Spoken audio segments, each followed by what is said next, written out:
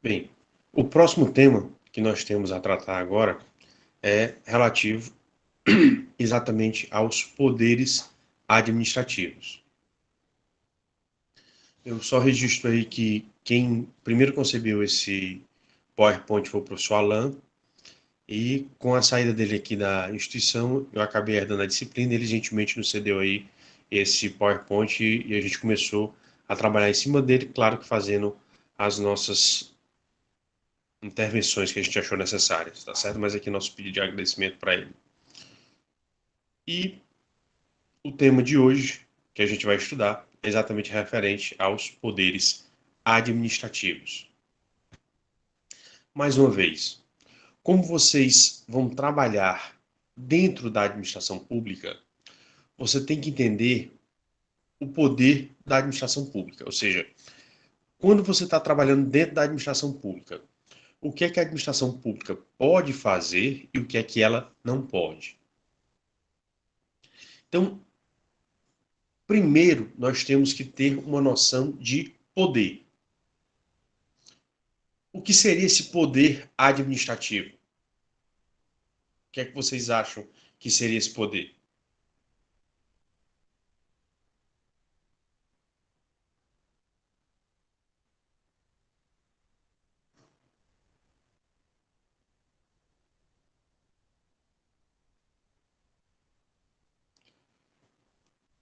Bem, diante aí do silêncio de você, do silêncio eloquente de vocês, né? Obrigado, Dalene, pela sua participação. Quando a gente fala poder administrativo, ele está muito ligado ao poder da administração pública, ou ao poder do Estado. E qual é o poder do Estado que vocês estudaram lá em ciência política?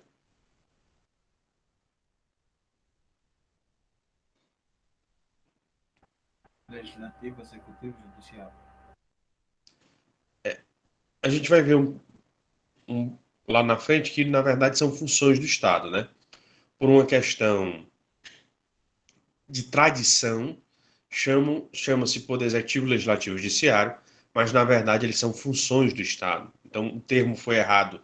Desde o início estava errado, mas, hoje em dia, por tradição, mantém-se o termo errado. Ótimo, mas eu agradeço aí a, a sua contribuição. O poder do Estado é a soberania, ou poder soberano. E quando você fala soberania, é um poder absoluto. Absoluto por quê? Porque você pode fazer aquilo que você quiser. Ou pelo menos essa era a ideia. Por quê? Porque, infelizmente, muitos governantes, por essa mentalidade que a soberania dava a eles, de poder fazer tudo aquilo que eles quisessem, sem se preocupar com consequências e nem ter limites, eles acabaram fazendo muito mal às suas sociedades, acabaram oprimindo as suas sociedades. Então, para evitar isso, é que a teoria dentro do Estado contemporâneo, ou o modelo de Estado dentro da idade contemporânea, começou a analisar que esse exercício da soberania ele tinha que ser regulamentado.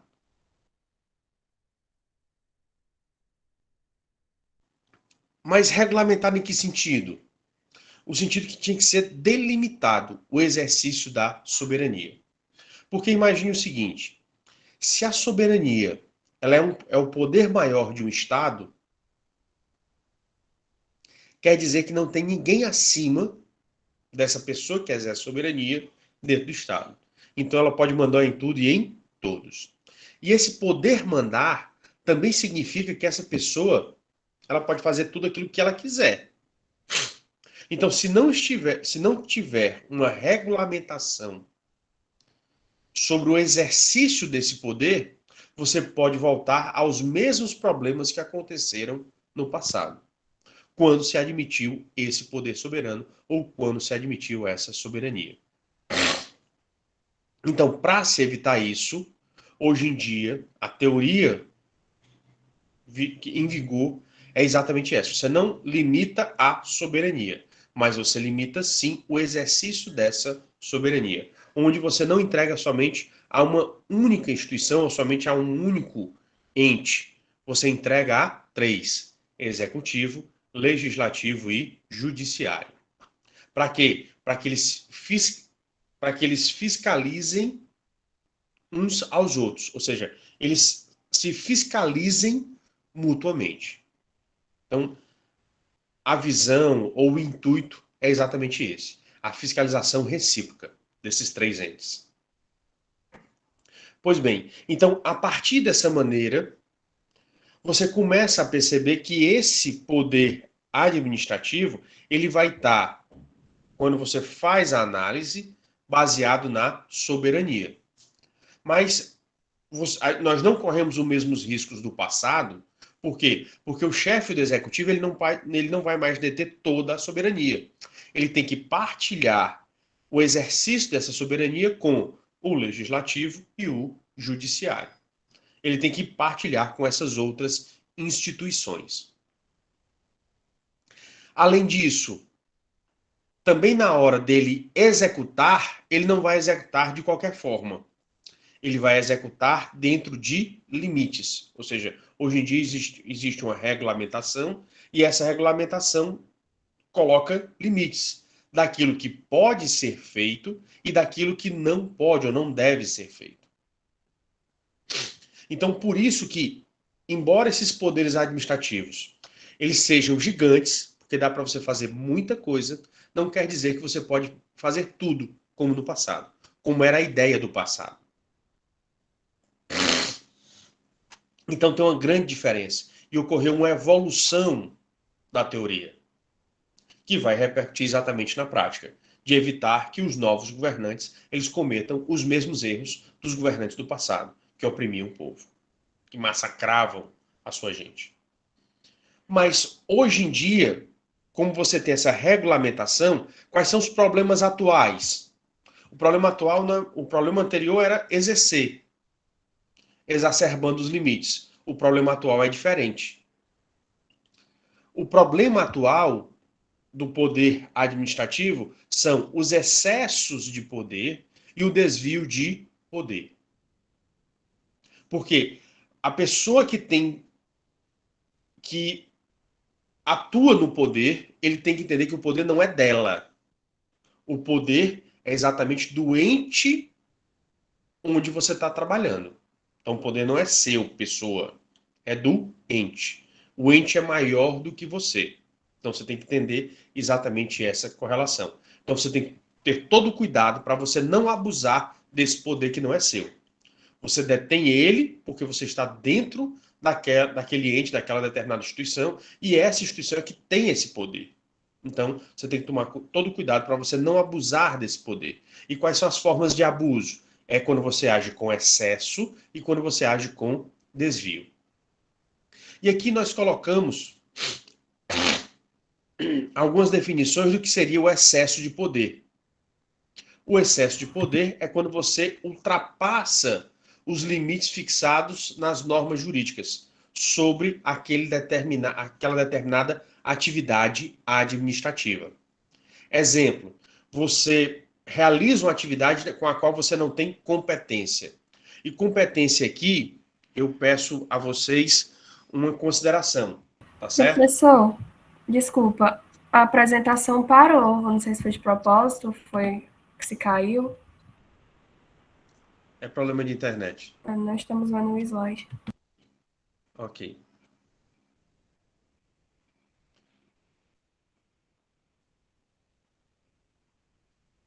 Então, o que acontece? A competência, por isso que eu peço sempre que vocês, ao ler, tenham sempre um vocabulário, pelo menos um dicionário de português, da língua portuguesa, e quem puder adquirir um vocabulário jurídico, para você saber interpretar o que a gente está falando. Então, quando eu falo competência, nós temos aqui dois significados, ou duas acepções da palavra. Um primeiro significado seria competência no sentido de substantivo, onde Ele seria um dos elementos dos atos administrativos. E a outra competência seria um adjetivo, né? Quando você diz, fulano de tal é competente para isso. Esse competente aí é administrativo, porque você está falando de uma qualidade dessa pessoa, que ela executa bem determinada atividade. Então, a qualidade dela. Quando você fala competência e se refere aos atos administrativos, ele é um dos elementos exigidos dos atos administrativos. Então, na verdade, aí ele não é um adjetivo, ele é um substantivo. E o que é essa competência? É cada cargo e função dentro da administração pública, ela tem as suas atribuições. O que quer dizer isso? São as atividades que você pode fazer. Exemplo, eu como professor, eu posso ministrar aulas, eu posso coordenar projetos de pesquisa, projetos de extensão, posso orientar alunos em estágios, posso orientar aluno em orientações. Então, eu tenho diversas atribuições, atividades que eu posso fazer por conta do meu cargo. Mas eu posso matricular um aluno?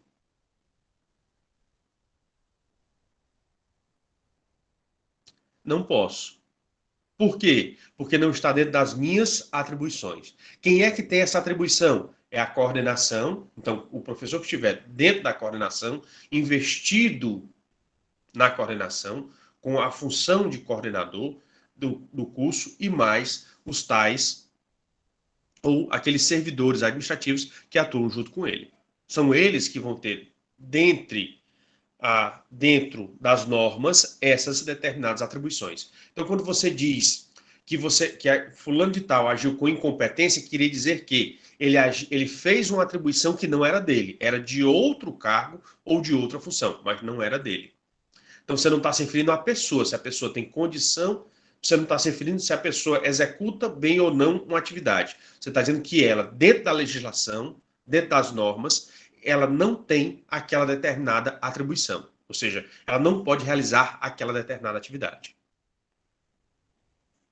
Compreendido? Perfeitamente. Então, obrigado. Então, quando você realiza uma atividade que não é sua, de acordo com as normas, você está agindo com excesso de poder. E aí o que acontece? Se a atribuição não é sua, aquela atividade que você fizer vai ter valia? Vai ter serventia? Não. Porque, na verdade, se você ajude com incompetência, se você não tinha competência para isso, ela é nula. Então, por isso que a gente tem que ter cuidado no excesso de poder, a fazer algo que não está dentro das suas atribuições, onde você extrapola as suas atribuições. Assim como você tem casos de desvio de poder. E aí, professor, excesso de poder não é o mesmo que desvio de poder? Não, são duas coisas distintas. O excesso de poder é quando você atua fora dos limites. O desvio é quando você pode realizar aquela atribuição, mas você desvia a finalidade dela. Porque a finalidade dela deveria ser uma finalidade pública e, na verdade, você quer dar uma finalidade particular, ou do seu interesse, ou do interesse de alguém que você queira beneficiar. Um exemplo, um prefeito toma posse e digamos que ele precisa fazer uma obra em uma determinada localidade. E aí ele precisa escolher um imóvel daquela localidade para desapropriar.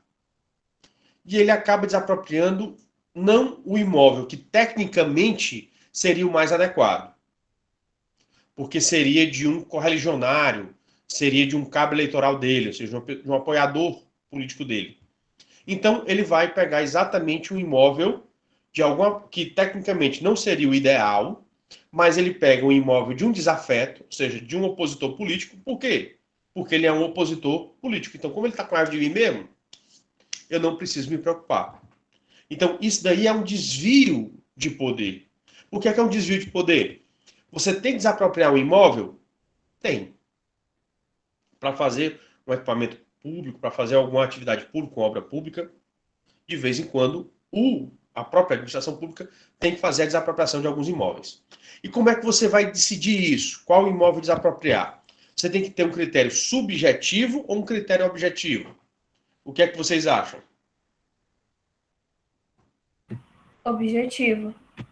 Muito bem, tem que ser um critério objetivo. Então, o ideal é, quando se planeja a obra, a equipe que faz o planejamento, ela coloca critérios objetivos para dizer qual é o imóvel, qual é a área que vai ser afetada. Correto? Sim. Então, você não pode decidir a área num critério subjetivo. Você tem que decidir por critério objetivo. Por quê? Porque se você decide baseado em critério subjetivo, você está cometendo um desvio de poder. Onde, na verdade, o que você está cumprindo não é o interesse público, é o interesse particular seu, que você quer prejudicar uma determinada pessoa. Então, por isso que, para quem vai atuar dentro da administração pública, você tem que ter muito cuidado com o exercício do poder, para que você não abuse desse exercício. Porque o abuso ele pode significar ou um excesso de poder ou um desvio de poder.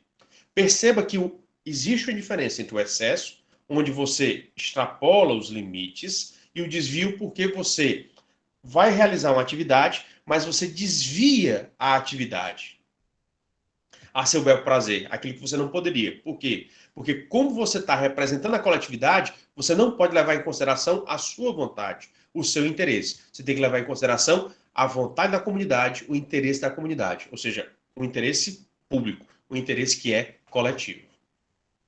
Pois não, Cirilo, pode perguntar.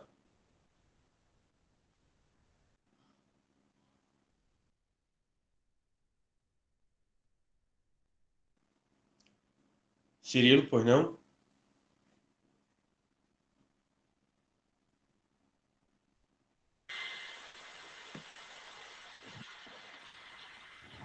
Sim, boa tarde. Conseguem ouvir-me? Sim.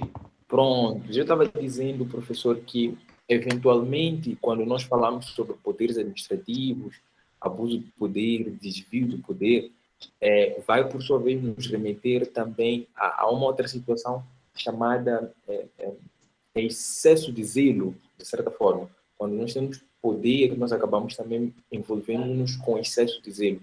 Queria muito que o professor também comentasse a respeito disso, se poderia ser, de certa forma, colocado aqui. E também uma outra questão é a própria questão, a famosa questão da corrupção, que nós tanto falamos. Eu ouvi uma vez que quando a gente fala corrupção para lá, corrupção para cá, nós acabamos nos cingindo muito naquilo que é pegar o bem público, pegar dinheiro público e tal, mas aprendi que pode também estar associado às próprias pequenas coisas. Quando, naquele período de trabalho, nós como funcionários públicos, como agentes públicos, naquele período de trabalho, destinamos o tempo que nós somos contratados para poder fazer atividades de fim próprio, o fato simplesmente de nós pegarmos um utensílio dentro da estrutura pública, dentro do nosso trabalho, um utensílio, um papel, uma caneta, pode também ser visto como uma questão de corrupção. Também queria que o senhor comentasse a respeito, se possível. Certo, vamos lá. Primeiro de tudo, a questão do excesso de zelo. A gente não colocou aqui o excesso de zelo porque, a rigor, o que é o excesso de zelo? É você tomar muito cuidado. Mas você tomar muito cuidado em realizar uma determinada atividade não seria nem o excesso, porque não seria o excesso de poder, por que não seria o excesso de poder? Porque o que é o zelo? O zelo é o cuidado. Então você está tomando cuidado para você não fazer nada errado.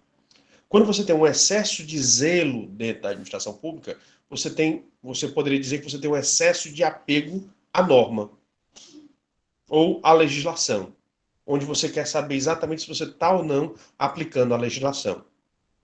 E aí, aqui a legislação, quando eu falo, é no sentido mais amplo. Você vai ter a lei, vai ter o decreto, às vezes vai ter um regulamento, uma instrução normativa, ou uma portaria, e aí você quer cumprir exatamente aquilo que está determinado ali. Aí, até certo ponto, não existe um abuso de poder, porque você está sendo zeloso. Agora, o que é que acontece? Se uma determinada atividade, ela tem um prazo para acontecer, e você, por esse excesso de zelo, acaba ultrapassando o prazo, aí sim, ele pode configurar como sendo um abuso de poder. Mas, em princípio, o excesso de zelo não é ruim. É algo que até certo ponto é bom. Por quê? Porque a pessoa vai tomar muito mais cuidado para não errar.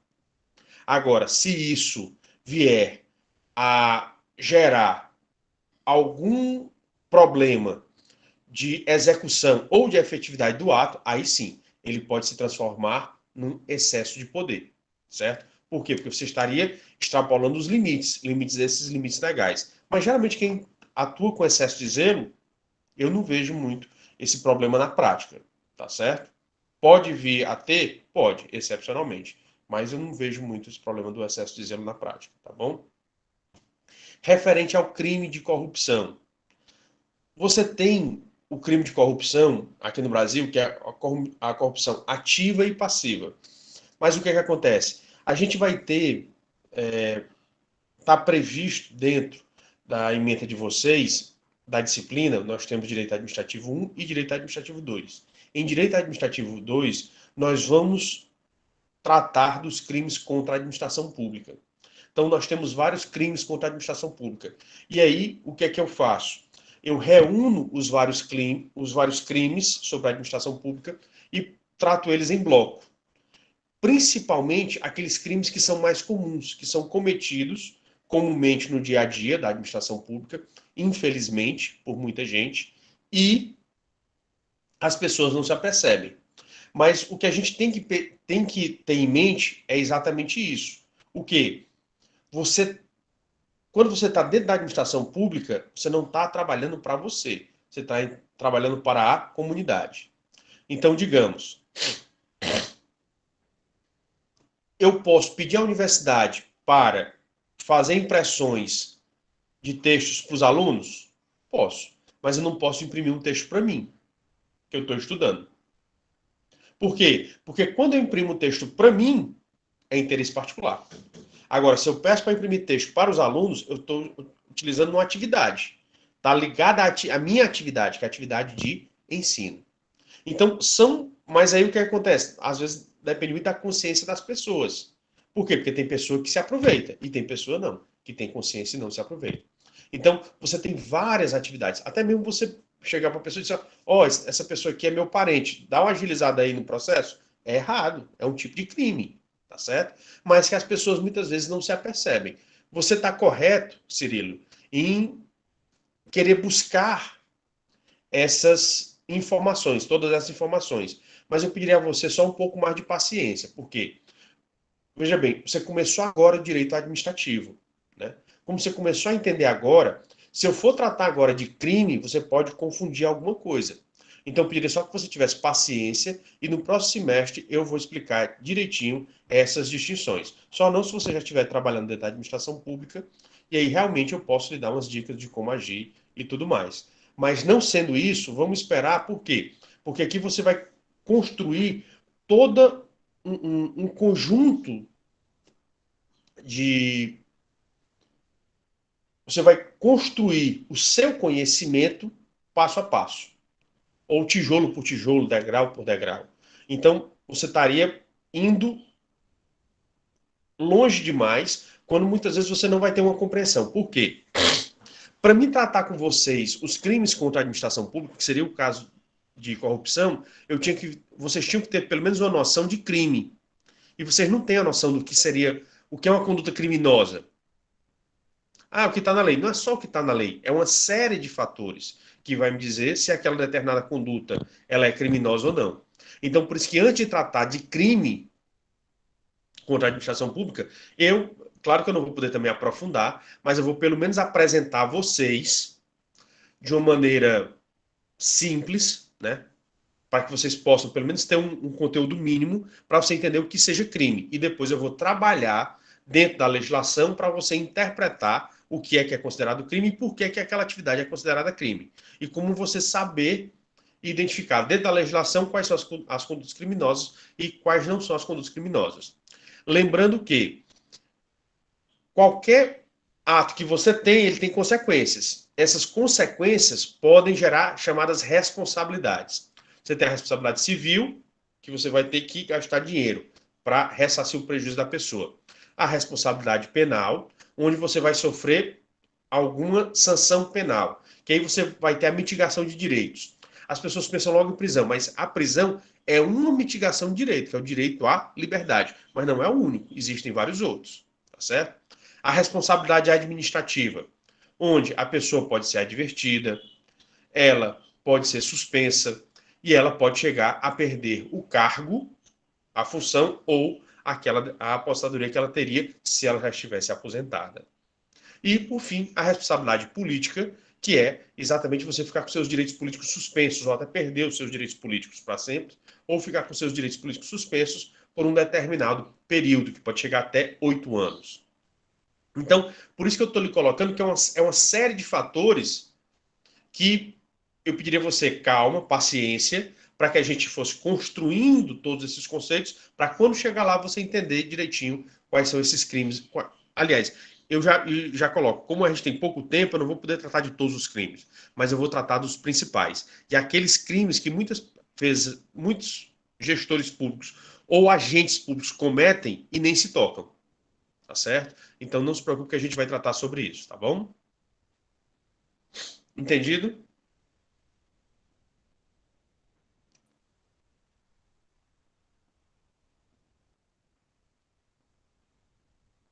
Bem, seguindo aqui a nossa... Agradecer o retorno. Então, seguindo a nossa matéria, a outra noção que nós devemos ter nos poderes administrativos é essa distinção entre poder discricionário e poder vinculado. Por quê? A regra geral é que a pessoa que está dentro da administração pública, seja ela gestor, ou seja, uma pessoa que toma decisões, seja ela agente, uma pessoa que executa as decisões, ela só pode agir de acordo com a lei. Então, a pessoa só pode agir de acordo com a lei. Mas aí você chega, quando você vai fazendo o estudo, você chega exatamente nesses dois poderes, no poder discricionário e no poder vinculado. Então, o que é o poder vinculado? É que o teu poder está vinculado à legislação. O que quer dizer isso? Tudo aquilo que você vai fazer está previsto na norma. Então, se toda a sua atividade está prevista na norma, você tem que executar a sua atividade exatamente de acordo com o que está na norma. Por isso que é chamado de vinculado. Você tem uma vinculação, vem de vinculação. Você está vinculado, atrelado à norma. Você não tem para onde fugir. Já o discricionário quer dizer que você tem uma norma, mas a própria norma, ou seja, a própria lei te dá uma liberdade. A própria lei te dá uma liberdade. Exemplo, o fato de um professor ele realizar atividades nos horários das aulas. O professor ele tem discricionariedade para fazer as atividades ou ele é obrigado a fazer? O que é que vocês acham? Eu acredito que seja obrigado, já que recebe Muito o bem. pagamento para cumprir aquele dever. Exatamente. Então ele tem aí, quando a administração está aí, é um poder vinculado. Ele é obrigado a realizar aquela atividade. Ok. Agora, na hora de conferir a nota ao aluno, na verdade não é conferir, é atestar.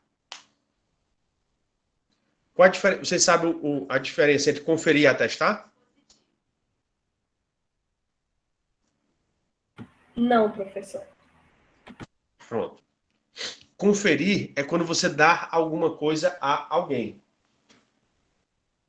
Pode ser conferir videoconferência, ou seja, você simplesmente verifica alguma coisa e declara, ou pode conferir no sentido de você entregar alguma coisa a alguém, né? Então, eu até coloquei a diferenciação, porque conferir pode ser que o professor dá nota, o professor não dá nota. O professor, ele atesta a nota. Qual a diferença, então, de conferir para atestar? Atestar é você fazer uma verificação em cima daquilo que foi apresentado. Exemplo, é o médico que lhe deixa doente? Não. Você já vai para o médico doente e o que o médico faz é constatar qual é o tipo de doença que você tem e o tratamento mais apropriado para ela. A mesma coisa o professor. Não é o professor que dá a nota ao aluno. O professor faz a avaliação e vê qual é a nota que o aluno se encaixa. Então não é ele que dá ao aluno, ele atesta. Ele verifica uma situação que já está posta, que já está decidida. Não é ele que decide. A situação já vem para ele, já está decidida. Então, no caso de você atestar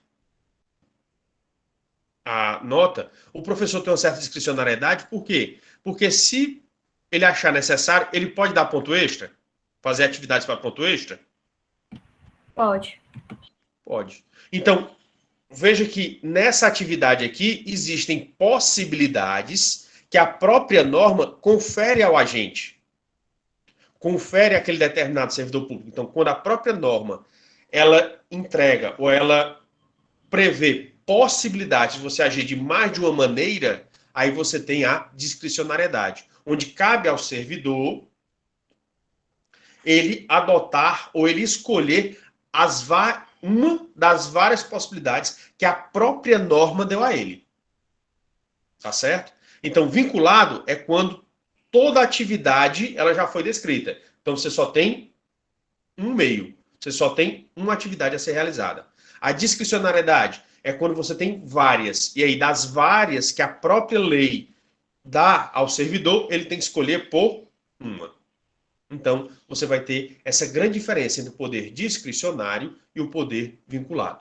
Onde, no poder vinculado, o servidor ele não pode mudar a atividade. A atividade já está ali pré-definida e ele tem que obedecer aquilo que foi pré-definido. Já na discricionariedade, não.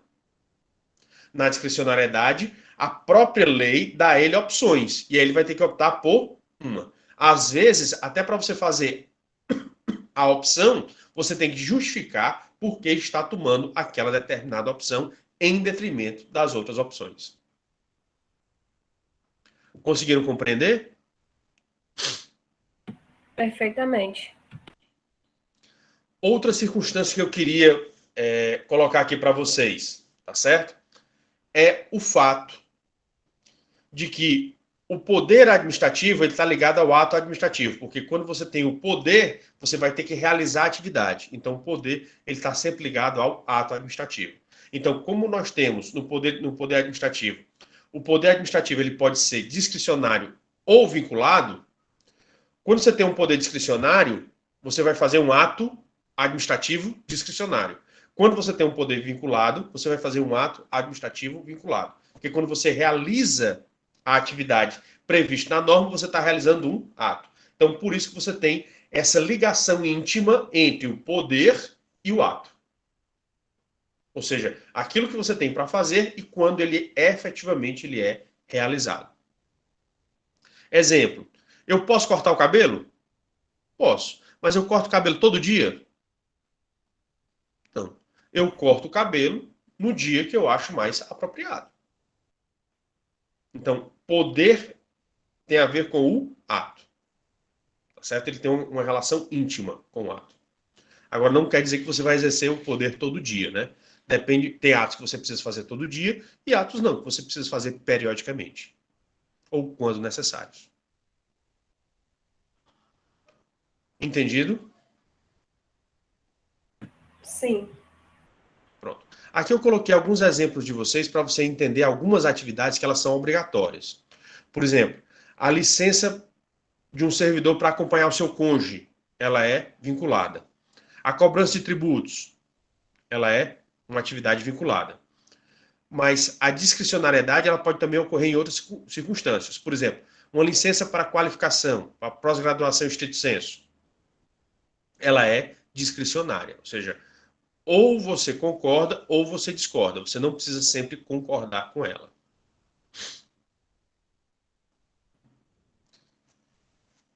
E aí, baseado nessas noções dos poderes administrativos, a gente começa a tratar do primeiro poder administrativo, que é exatamente o poder hierárquico.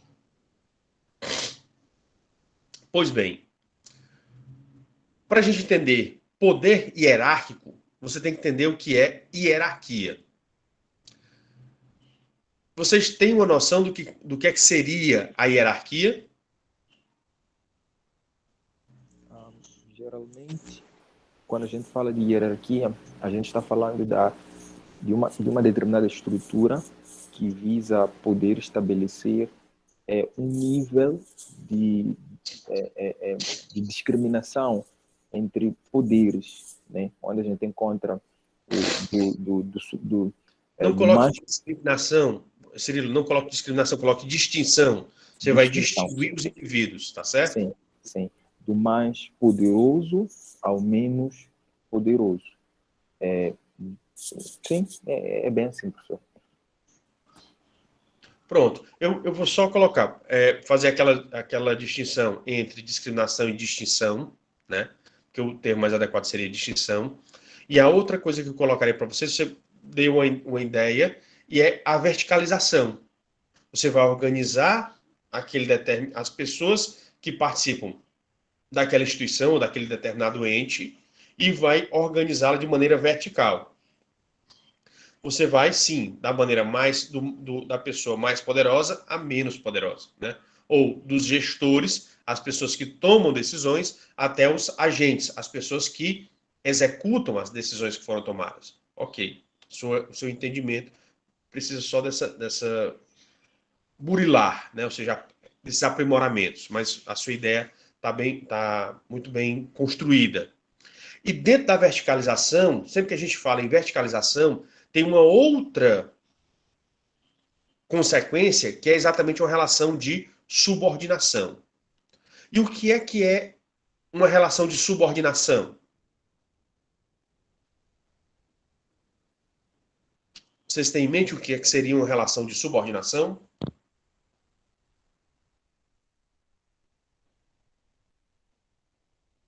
Professor, antes poderia comentar sobre distinção e discriminação?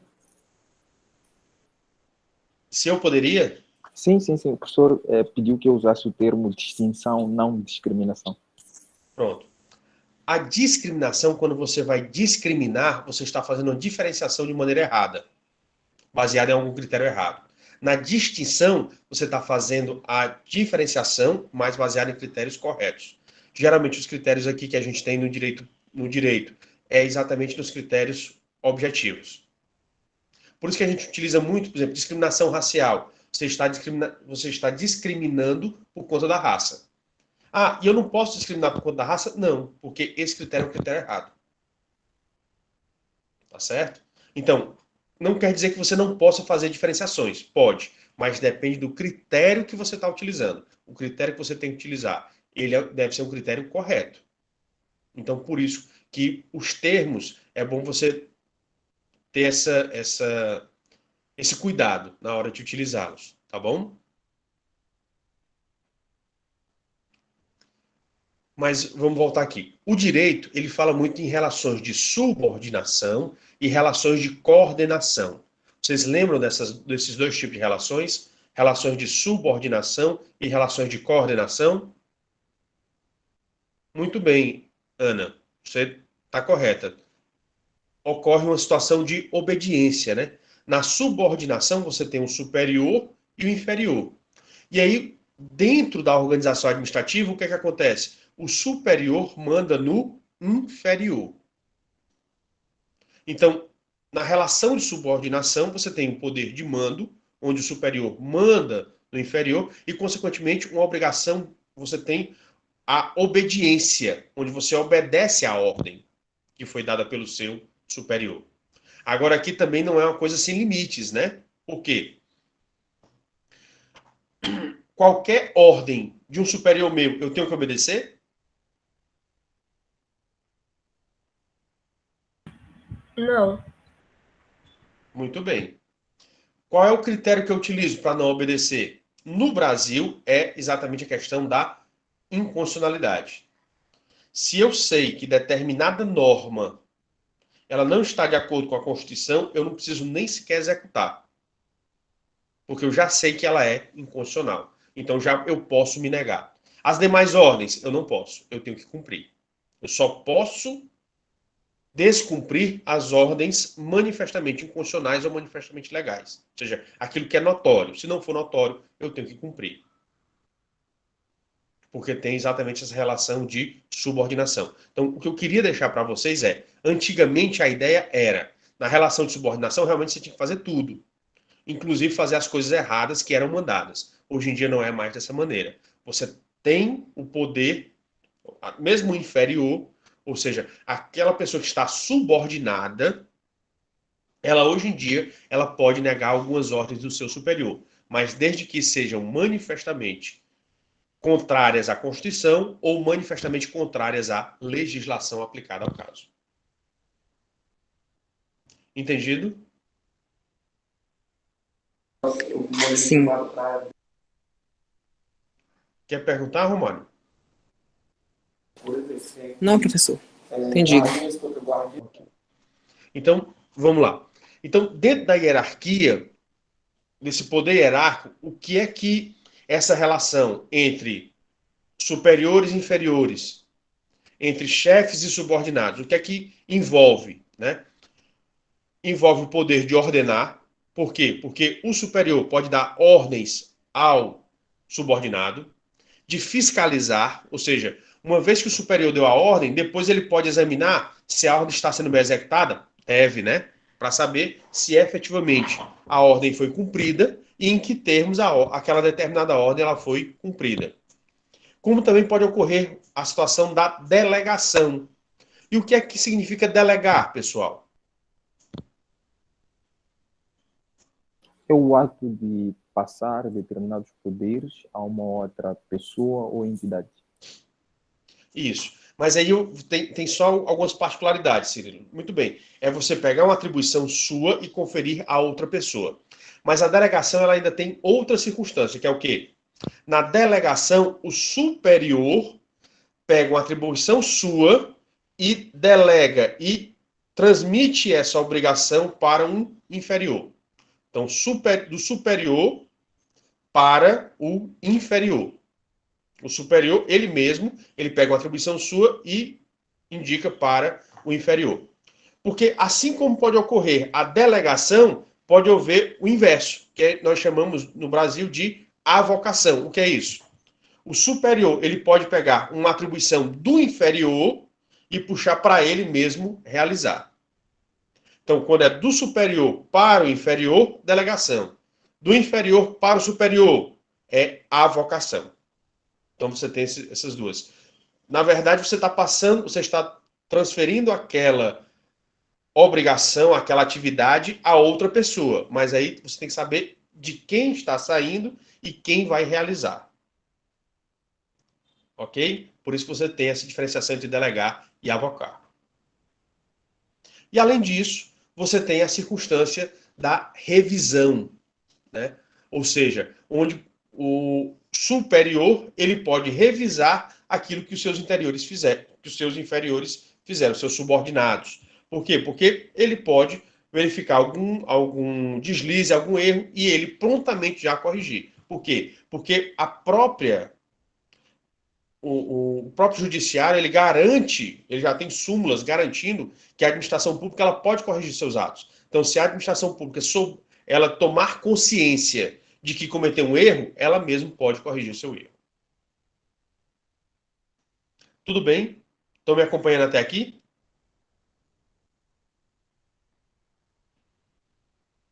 Sim, professor. Ótimo. Se surgir, podem levantar aí a mão, que aí, assim que eu termino meu raciocínio, eu faculto a palavra a vocês, tá bom? Rubem, queria falar? Não, professor, desculpe. Não, tudo bem. Só porque às vezes eu vejo aí que tá sem o microfone e eu penso que vocês querem falar. Então, outra circunstância que você também precisa, além dos poderes que estão envolvidos, é a gente saber que o poder hierárquico ele está ligado com a desconcentração administrativa. Porque a desconcentração administrativa, ela envolve a relação vertical entre agentes de um mesmo órgão e entre órgãos de uma mesma entidade. Mas aí vocês vão ver um pouco mais à frente o seguinte, que quando você vai organizar a administração pública, você pode organizar a administração pública internamente ou externamente. Exemplo, a Unilab, ela faz parte da administração pública federal? A Unilab, a universidade que vocês estudam, ela faz parte da administração pública federal? Isso, Karine, faz. Ok, ótimo. Mas ela tem personalidade jurídica própria ou ela faz parte da pessoa jurídica que nós chamamos União? O que é que vocês acham?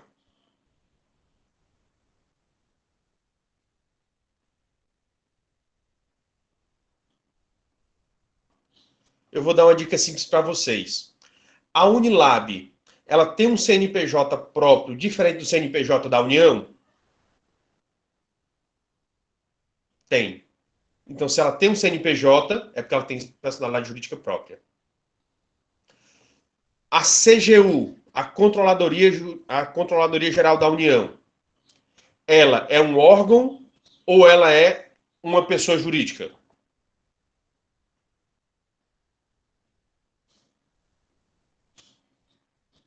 Um órgão. Muito bem. Ela é um órgão da administração pública. Por quê? Porque ela não tem CNPJ. Então, se ela não tem CNPJ, ela utiliza o CNPJ da União, da estrutura da qual ela faz parte. Ótimo. A mesma coisa vocês podem perceber referente, por exemplo, ao município.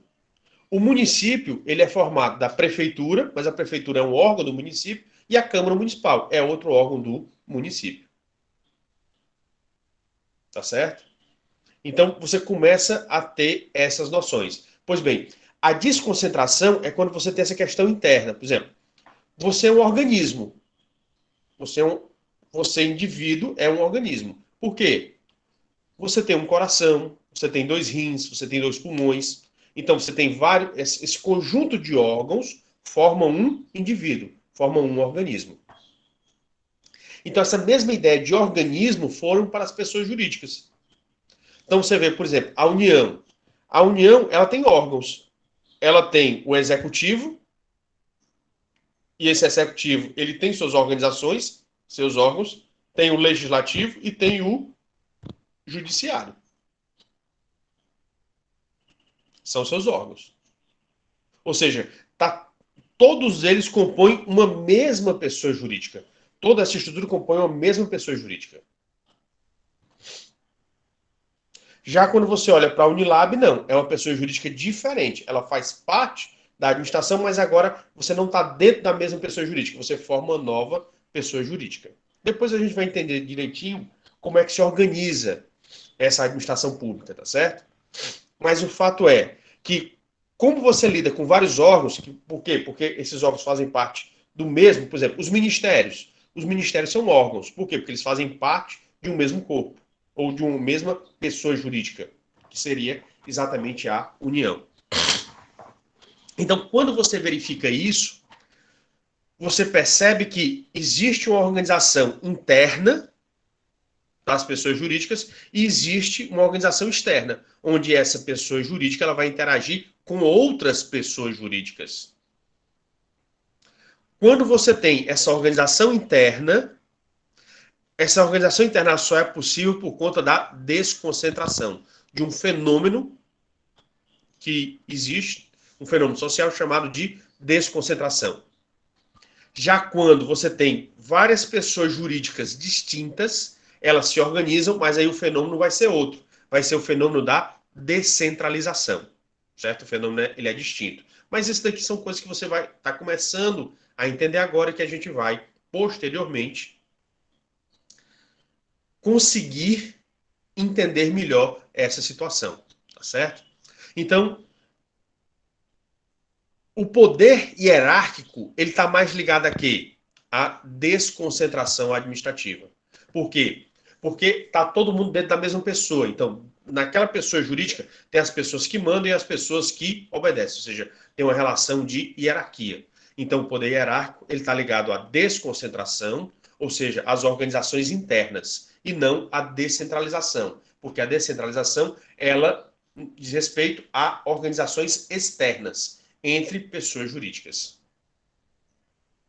Conseguiram compreender isso? Todo mundo conseguiu acompanhar? Ótimo. Agradecer o retorno, Tito. E vou chegar naquele ponto que eu estava colocando para vocês, que são as ordens manifestamente ilegais. No Brasil, o agente público ele pode questionar e, se for manifestamente ilegal, ele pode até deixar de cumprir, né?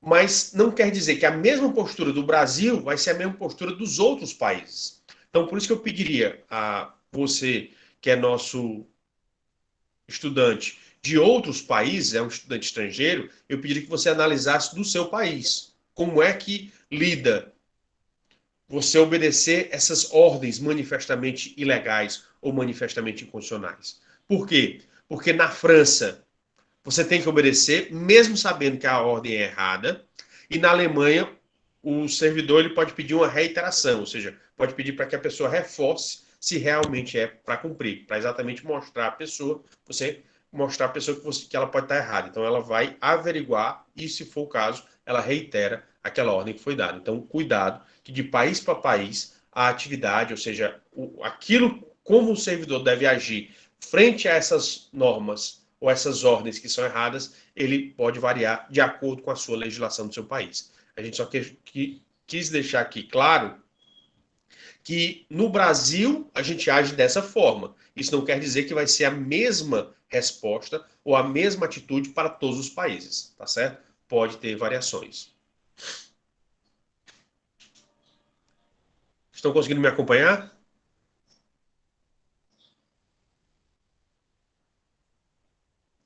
Ótimo.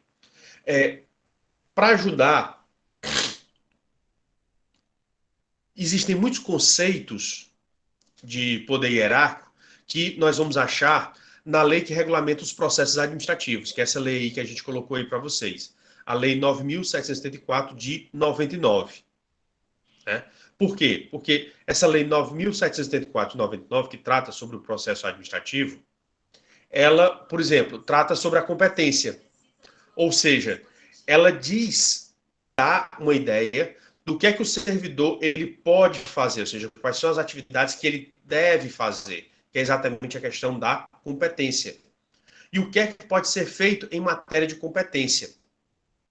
Por exemplo, a competência ela é irrenunciável. O que é que significa esse irrenunciável?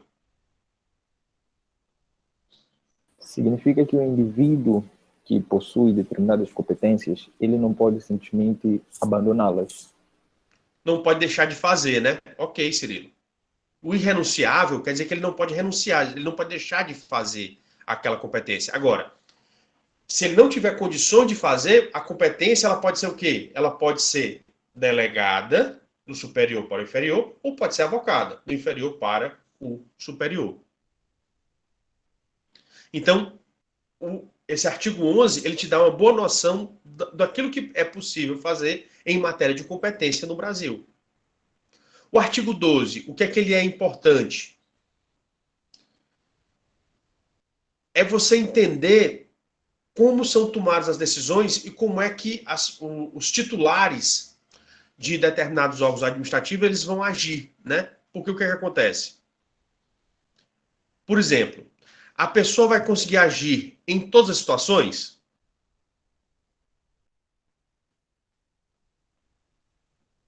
Vou colocar aqui para vocês um exemplo. Você tem, por exemplo, uma pessoa, um juiz. Seria oportuno ou seria aconselhável que um juiz julgasse as causas dos seus filhos? Que os seus filhos são interessados, são parte? Não. Não. Então, como ele é filho, é muito complicado você conseguir separar a emoção, né? Então, existe uma coisa chamada de impedimentos. O impedimento está dizendo o quê? Você, nesse caso, por critérios objetivos, você não pode agir. Mas aí existe um critério objetivo. que diz, olha, o seu censo aqui, a sua avaliação aqui, ela não está correta. Então, o artigo 12, ele dá noções de como as autoridades públicas ou como aqueles os titulares de órgãos administrativos, eles têm que se portar em diferentes situações, tá certo? Então, por isso que é importante que você leia. A matéria da delegação, que nós vimos anteriormente, ela é esmiuçada no artigo 13, né? Vocês estão vendo aí. Aí volta a ideia da competência.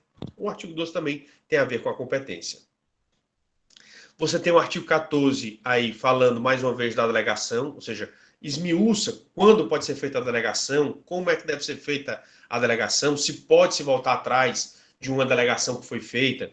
Então, a gente coloca aqui essa lei 9.774 e esses artigos exatamente para isso. Como, infelizmente, nós não temos tanto tempo para trabalhar esses conceitos, a gente está colocando aqui exatamente as ideias principais que você precisa entender para, principalmente aqueles que vão atuar dentro da administração pública, saberem atuar de uma maneira mais coerente, uma maneira correta, uma maneira que seja adequada à normatização pertinente hoje em dia, tá certo? O artigo 15, ele fala um pouquinho sobre a motivação, ou seja, que você tem que explicar as decisões que são tomadas, e aí ele fala na avocação, né? Assim como você pode delegar do superior para o inferior, também pode ser avocado do inferior para o superior. A questão das competências, né? Então, por isso que é importante, a gente deixa aqui o nosso pedido que você leia a Lei 9.774 de 99, tá certo? Podemos continuar adiante? Começar o poder disciplinar? Sim, professor. Pronto. Então, poder disciplinar, a gente tem que entender esse vocábulo, né? Disciplinar. O que é que significaria disciplinar, pessoal?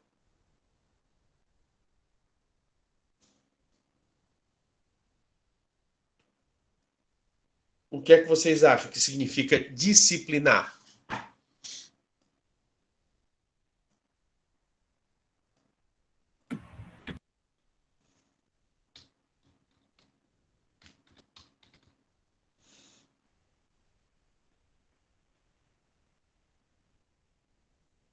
Ninguém? Professor, Pois não? repreender, corrigir, chamar a atenção, ou não?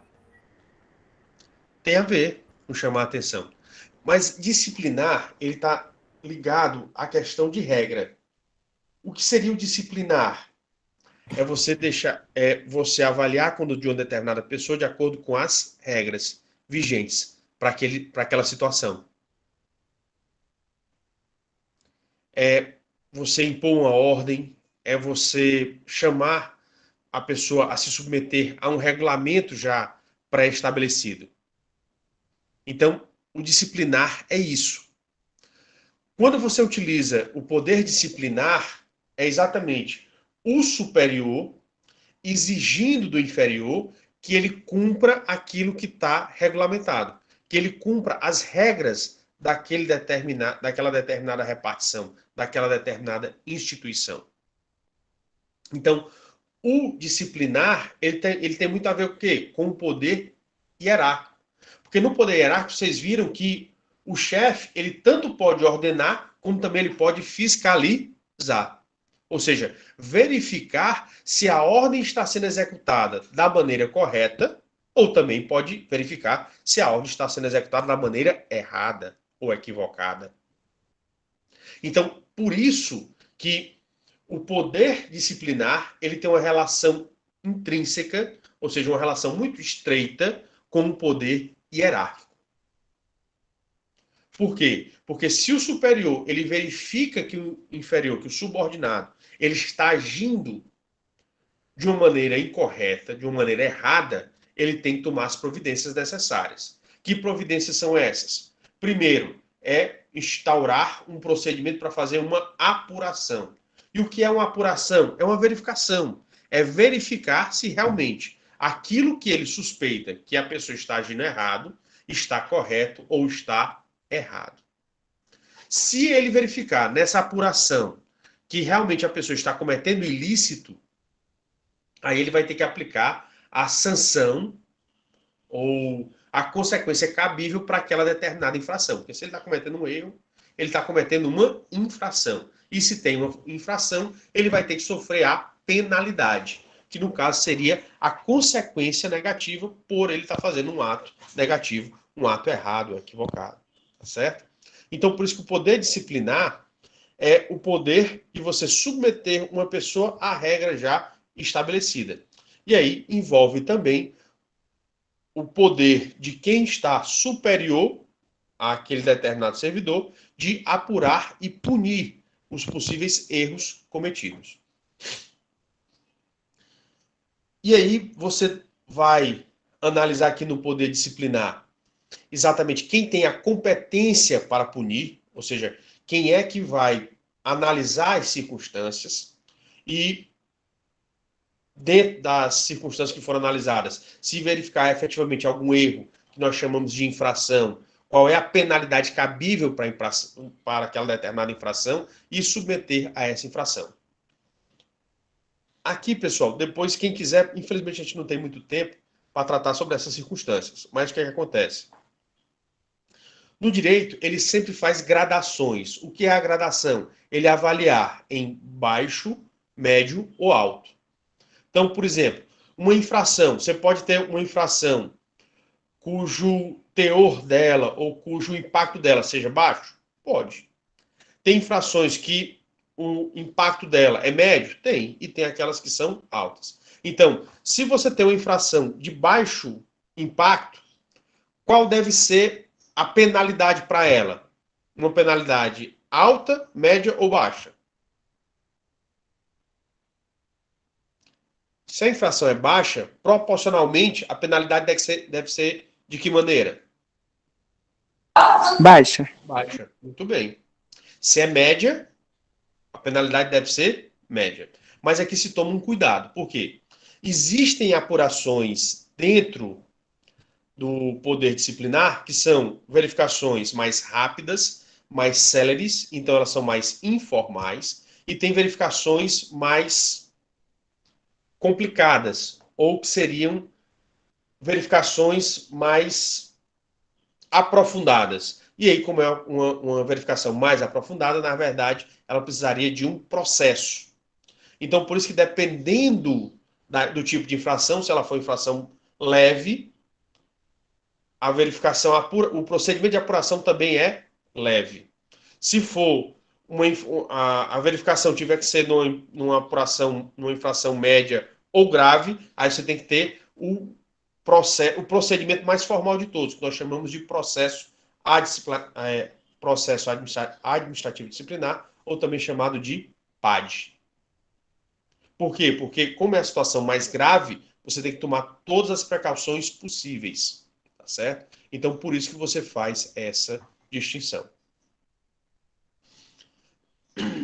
Então, depois, para quem quiser, pode se aprofundar aí sobre essas circunstâncias das apurações, sobre a imposição das penalidades, dependendo do tipo de infração, dos tipos de infrações, vocês podem fazer essa situação.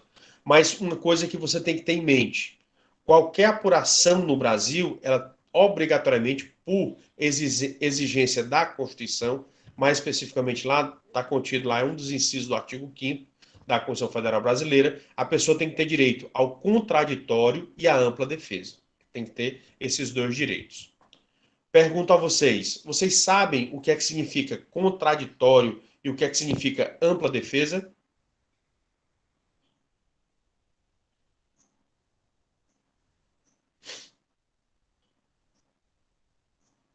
Pessoal? Não, professor.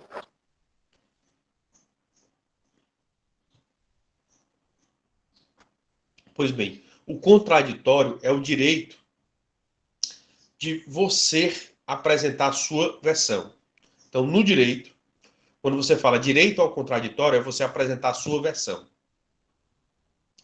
E aí você pode pensar, professor, mas isso não está errado não apresentar a sua versão?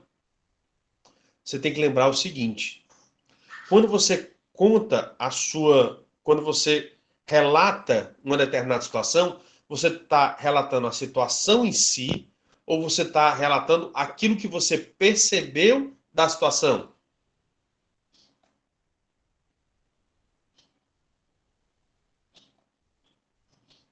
O que é que vocês acham?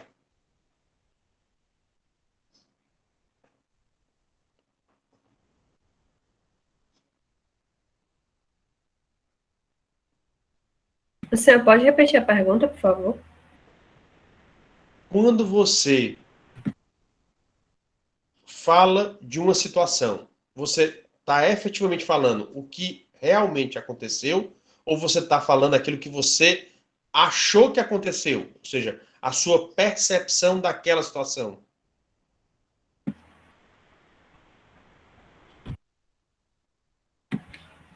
Eu acredito que eu estou falando a minha percepção da situação. É exatamente isso. Então, o ser humano, ele nunca fala exatamente o que aconteceu. Ele fala a sua percepção do que aconteceu. Isso é simples. Briga de casal. Cada um quer ter razão, não é verdade? Então, quando um parceiro ele vai contar a briga, ele conta pela perspectiva dele. O outro parceiro vai contar pela perspectiva dela. Então, eles estão agindo de má fé. Você não pode dizer isso. Por quê? Porque é a percepção dela. É a percepção daquela pessoa. Então, por isso que quando você vai ouvir, é muito complicado você ouvir testemunho. Por quê? Porque você está ouvindo não exatamente o que aconteceu, mas a percepção que aquela pessoa teve do acontecimento. Então, por isso que você tem o direito ao contraditório. A pessoa que te acusou, ela vai contar a percepção dela, e aí você tem que ter o direito de contar a sua versão. É por isso que no direito existe a obrigação da prova. E aí nós temos um axioma que, no linguajar mais coloquial, equivale àquilo que você chama de ditado, né? Em que sentido? Quem alega tem que provar. Então, o contraditório é simplesmente a alegação, é você contar a sua versão da história. Mas depois que as pessoas elas contam as suas versões, o que é que você tem que exigir delas? As comprovações das versões delas, ou seja, as provas que corroboram, ou seja, que comprovam aquilo que você falou. Aí é o outro direito, é o direito de ampla defesa. Você tem todos os aliás, você tem todos os meios de prova disponíveis em direito para você comprovar aquilo que você falou, aquilo que você alegou. Tá certo? Então, é isso que quer dizer a ampla defesa e o contraditório. O contraditório é o direito de você apresentar a sua versão dos fatos. A ampla defesa é o direito que você tem de conseguir produzir provas admitidas em direito para comprovar a sua versão dos fatos. Então, por isso que em qualquer processo, qualquer pessoa que é acusada em qualquer tipo de processo, seja esse um processo administrativo ou judicial, ela tem direito a contraditório e a ampla defesa.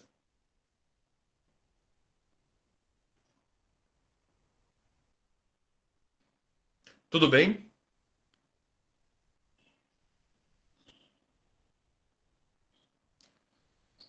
Bem, para ajudar vocês, quem quiser depois entender um pouquinho mais, a gente coloca aqui para vocês irem atrás desse manual de processo administrativo disciplinar da Controladoria Geral da União, tá certo? A gente deixou aqui o caminho para que vocês possam pegar esses manuais, quem quiser se especializar sobre esse assunto, certo? É um assunto bem importante e é um tema que hoje em dia está muito bem estudado, e principalmente por esse órgão aqui do governo federal, que é exatamente a União, tá certo? Só que o que a gente colocou aqui é de 2017, eu acredito que já deve ter uma atualização desse manual aqui de PAD, tá certo?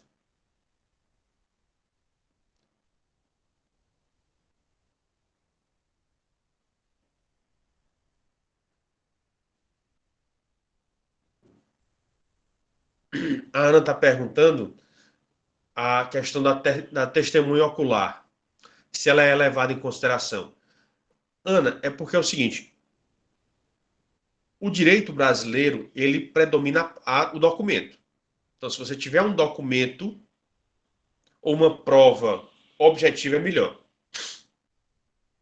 Hoje em dia, essa questão de testemunha está mais complicada. Por quê? Hoje em dia, todo mundo tem celular. E no celular tem vídeo. Então, aconteceu um problema, qual é a primeira coisa que você faz? Ou, às vezes, até uma pessoa na rua, o que é que ela faz? Ela puxa o celular e começa o quê? A gravar, né? Além disso, hoje em dia as pessoas não simplesmente gravam, né? Porque antigamente o que é que acontecia? A pessoa que sabia que estava fazendo alguma coisa errada ia lá e tomava o equipamento, né? Hoje em dia nem isso mais, por conta das redes sociais e da internet móvel, a pessoa grava e já transmite logo para a rede social. Ou seja, acabou-se, né? Virou público.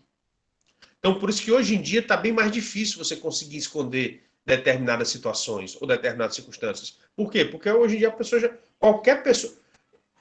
antigamente o repórter era algumas pessoas, né? Porque que andavam com máquina fotográfica, depois andavam com câmeras, aí depois as máquinas fotográficas menores passaram a ter câmeras, mas aí você precisava dar com uma. Hoje em dia qualquer pessoa é repórter.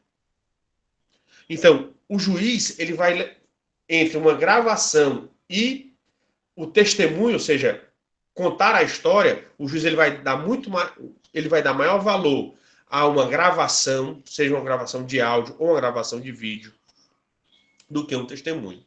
Por quê? Porque a tendência é, quanto mais passa o tempo, você lembra ou você não lembra do que aconteceu?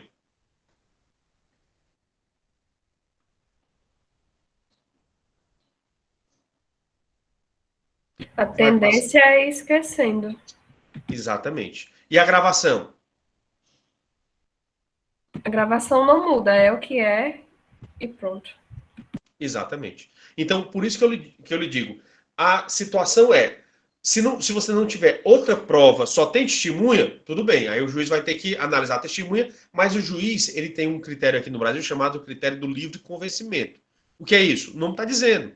Ele tem liberdade para avaliar se ele leva em consideração ou não. Ou seja, o juiz ele é obrigado a aceitar? Não. Ele aceita se ele quiser. Ele analisa as circunstâncias. Se ele acha que a pessoa estava muito nervosa, ele pode estar mentindo. Se aquela pessoa estava tremendo muito, pode ser um indício de que estava mentindo. Então, ele vai ter que explicar. Agora, no livre convencimento, ele tem a liberdade, mas ele tem que explicar se ele vai considerar ou não aquela determinada testemunha. Mas hoje em dia, em relação a isso, você tem muito mais provas hoje em dia do que antigamente, né? Porque hoje em dia você qualquer coisa tem um celular. Por exemplo, eu mesmo. Eu cheguei no local, não sei mais tentei conversar com a pessoa não aceitou, para me comprovar que eu estive no local, eu vou lá, pego a rede social, gravo, tá acontecendo isso, estou no local tal, tá acontecendo isso assim, assim, isso daqui é para comprovar. Pronto, tá lá o vídeo. Botei na rede social, o cara não pode mais nem reclamar, acabou-se. E eu registrei aquela determinada situação. É diferente de antigamente, que eu tinha que ir no cartório, tinha que registrar uma ata, ou tinha que ir atrás de uma câmera fotográfica. Hoje em dia está muito mais fácil você conseguir fazer essas comprovações das situações que acontecem hoje em dia no dia a dia, tá certo? Antigamente era muito mais difícil. Conseguiu explicar? Entendido?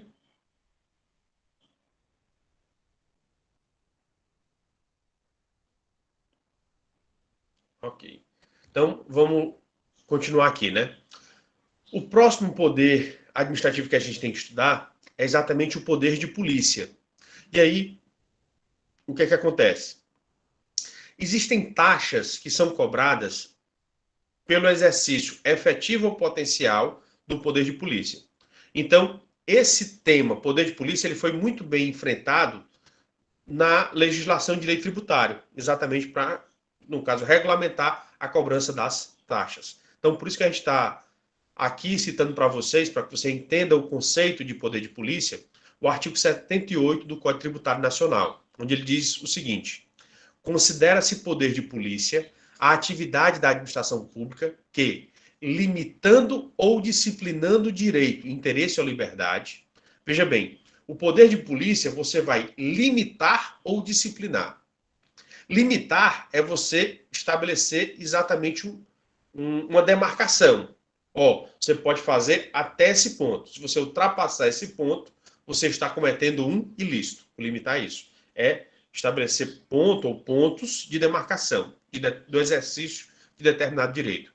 Disciplinar é dizer, ó, você tem um direito, mas você só pode executar o direito dessa determinada forma. Por exemplo, um automóvel. Você pode circular nas ruas? Pode. Mas você só pode circular onde é chamado pista de rolamento. Você pode circular com o automóvel pelas calçadas? Não. Então existe uma limitação porque foi disciplinado, ou seja, estabeleceu como você vai realizar essa determinada atividade. Então, esse disciplinamento ele pode ocorrer sobre um direito, sobre um interesse ou sobre uma liberdade. Professor, como assim uma liberdade? Se hoje você quiser montar uma empresa, você pode montar? Pode, desde que a sua empresa seja lícita. Você pode reunir outras pessoas para fazer negócios? Pode, desde que esses negócios sejam lícitos. Ah, se eu vou reunir pessoas para fazer um crime, para cometer um crime, aí já é ilícito. Está contra o direito. Tá certo? Então, por isso que a primeira coisa que você tem que saber é a administração, ela pode limitar direitos, interesses e liberdades? Pode. Ela tanto pode limitar, como ela pode disciplinar. E aí o que acontece? A prática de determinados atos ou atividades, ou mesmo a abstenção dessas atividades, ela tem que ser disciplinada pela administração. Ou seja, a administração tem que dizer o que é que você pode e o que é que você não pode fazer. Professor, e por que isso? E aqui eu vou colocar um exemplo simples, né? Hoje em dia, nós estamos passando por uma crise financeira. Tem pessoas que cozinham muito bem, perderam o emprego, e como cozinham bem, o que é que faz? Montou uma banquinha na frente de casa e vende comida, né? Realmente você está passando por uma dificuldade. Tem que arranjar um meio de se manter. O meio que você achou foi esse. Mas o problema, é só pronto você botar a banquinha na rua, fazer a comida e servir lá na rua? Pronto, acabou-se?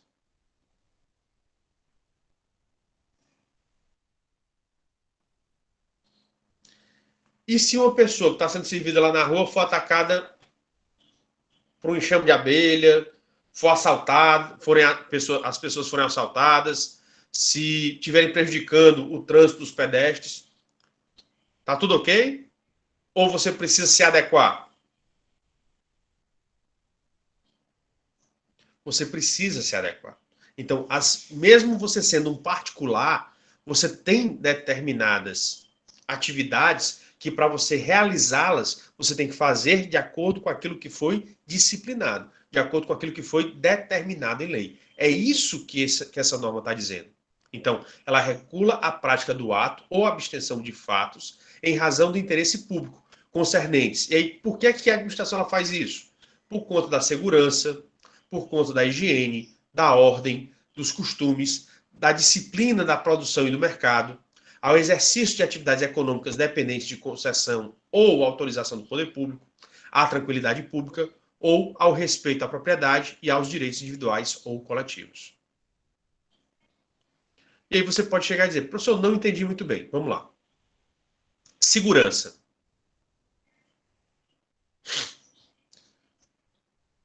Você pode deixar que qualquer pessoa pegue um carro? Não pode, né? Digamos, você pode ser uma pessoa de maior, mas digamos que você tem um problema de saúde que você pode sofrer uma convulsão a qualquer momento. Se você pode sofrer uma convulsão a qualquer momento, é aconselhável que você dirija um carro? Você tenha uma carteira nacional de habilitação e dirija um carro? Muito bem, não. Porque como você pode passar mal a qualquer momento, e se você passar mal no momento que você está dirigindo? Você pode provocar um acidente, até um atropelamento. Então, por isso que, pela segurança, a administração pode dizer, ó, como você tem esse problema de saúde, você não pode dirigir. Ok. Referente à higiene. Vocês acham que numa oficina aliás, todo mundo que vai produzir alimentos, ele tem que ter uma grande higiene ou uma pequena higiene?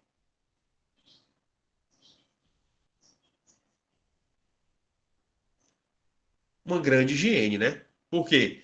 Porque se ele não manusear de maneira correta, se não tiver limpo, você pode sofrer infecções, você pode sofrer contaminações, né? Mas eu pergunto a vocês, quantos e quantos barraquinhas de cachorro-quente você já foi que o cabo não limpava direito? A chapa. E você achou gostoso o cachorro-quente? Por quê? Principalmente aqueles em que você não vê uma licença para ele atuar. Se ele não tem a licença, então não tem ninguém fiscalizando aquela atividade daquela pessoa para dizer se aquela atividade está sendo feita da maneira correta ou equivocada. Você pode ver também com fruta, né? Aqui eu já vi aqui em Fortaleza, uma pessoa sair com um carrinho que ele fez um recipiente e ele colocava gelo ao redor desse recipiente e vendendo salada de fruta. Mas salada de fruta é algo que é fácil de perecer? É. E se ele não vender todas as frutas, a salada de frutas naquele dia, no outro dia ele pode aproveitar a salada de frutas?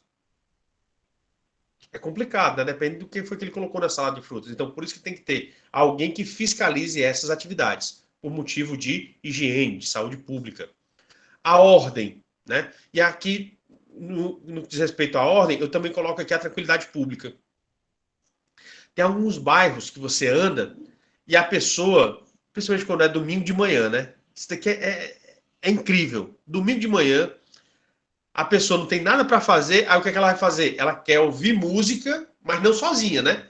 Ela pega o som dela, e geralmente a pessoa compra um som, mas o som, a maior potência do mundo, a casa é bem estreitinha. Ele pode ter uma casa bem estreitinha, mas o som dá para um quarteirão. A pessoa compra o som de um quarteirão, aí quando é no domingo de manhã, o que é que ele faz? Ele vai ouvir música. E você acha que ele vai ouvir música somente para ele? Não, né? Ele quer partilhar com quem?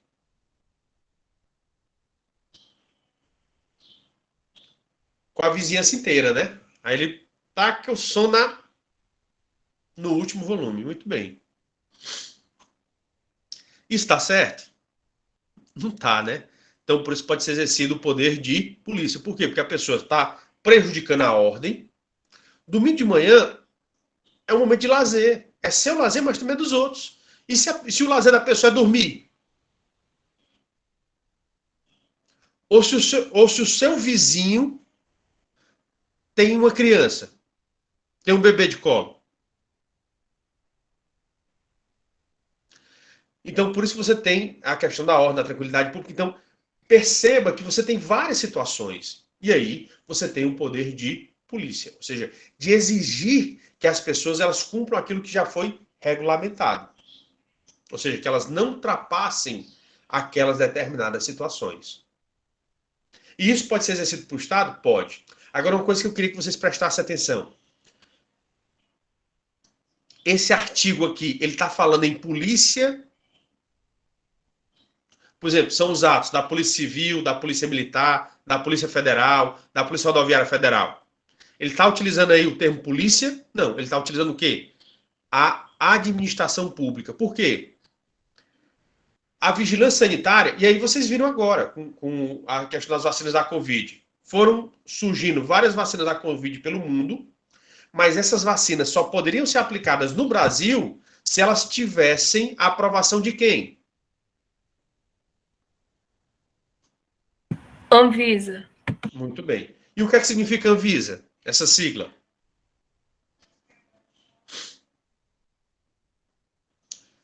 Agência Nacional de Vigilância Sanitária. A vigilância sanitária, ela verifica alimentos, ela verifica medicamentos, ela verifica insumos hospitalares. Então, tem que ter alguém que veja a qualidade, que veja a eficiência desses determinados produtos. Então, A Anvisa, que é uma agência, ela tem poder de polícia? Tem. Tem poder de polícia. O fiscal da fazenda, que vai verificar se um determinado comerciante está sonegando imposto, ou seja, não está pagando imposto pelas mercadorias que ele compra e vende. Ele tem poder de polícia? Tem. Porque ele vai ter poder de fiscalizar a prática de determinado ato que está regulamentado. No caso, está regulamentado no Código Tributário ou nas legislações tributárias. Então, perceba que poder de polícia não só é ato daquelas instituições que são chamadas polícias, mas são atos da administração pública que, no caso, vão fazer a verificação dessas limitações, dessas disciplinas aos direitos, interesses e liberdades das várias pessoas que compõem a sociedade. Então, a administração pública, através de várias instituições, não só as polícias, ele pode fazer essas verificações. Se as atividades que estão sendo realizadas pela própria administração pública, mas também pelos particulares, quando eu falo particulares, podem ser pessoas físicas ou jurídicas que estão no setor privado, se eles também estão agindo da maneira correta ou errada.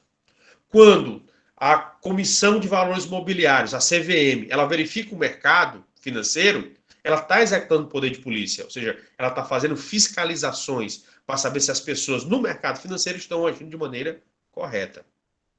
Então você tem a CVM, Comissão de Valores Mobiliários, as agências, elas são criadas para fazer fiscalizações, os conselhos de disciplina, por exemplo, o CRA, o Conselho Regional de Administração, ele verifica o exercício dos administradores, ou seja, se os profissionais chamados administradores, sejam eles administradores de empresas ou administradores públicos, estão agindo, ou seja, estão realizando suas atividades de maneira correta ou não. CRC, Conselho Regional de Contabilidade, também tem esse poder de polícia, porque ele vai fiscalizar os contadores e contabilistas, e assim por diante. Entendido, pessoal?